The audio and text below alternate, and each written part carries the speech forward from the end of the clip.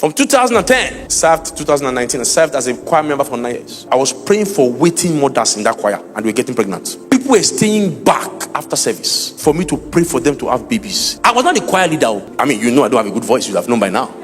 I was just on the stage. They only put me on the stage because I had a lot of energy. And my stage presence, I feel the stage. And so the praise leader wants someone that has a lot of ginger. That's my work. So they off my mic. Anointed but serving.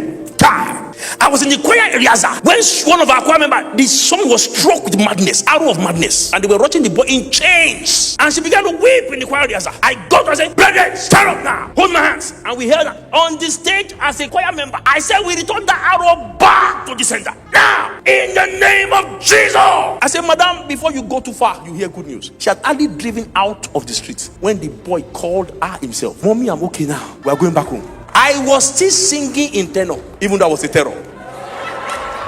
Anointed but serving. God. Small oil like this, you just stain you with oil. Not that they really want to anoint you. Just the oil stain. Nobody can talk to you again. My wife is a witness. One day, her slippers caught. We didn't have a car. She said, "Philip, my slippers have caught." I said, "We can't stop. We can't stop." I used my hand to hold the slippers. I said, "Would you like to wear my shoe?" We are moving fast. We cannot be late because I must be in church by 8 o'clock, leading opening prayer for the choir. I must be there.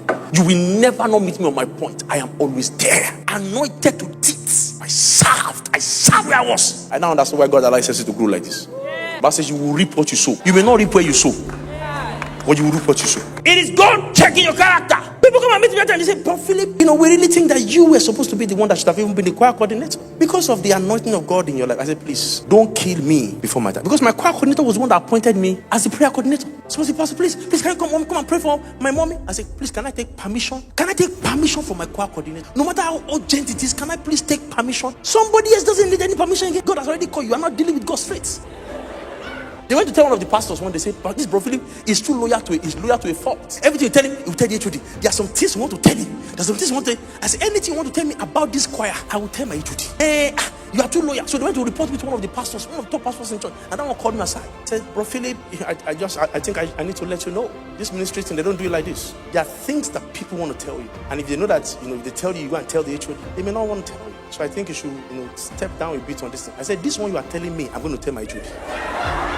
And I told my HOD, it was the Lord that anointed me. I didn't anoint myself. I'm accountable for that anointing. I'm accountable for that anointing. I'm accountable for what I do with the anointing. I don't merchandise the anointing. Nobody has to pay me a dime if I pray for them. He said, "Freely have I given to you. Freely give."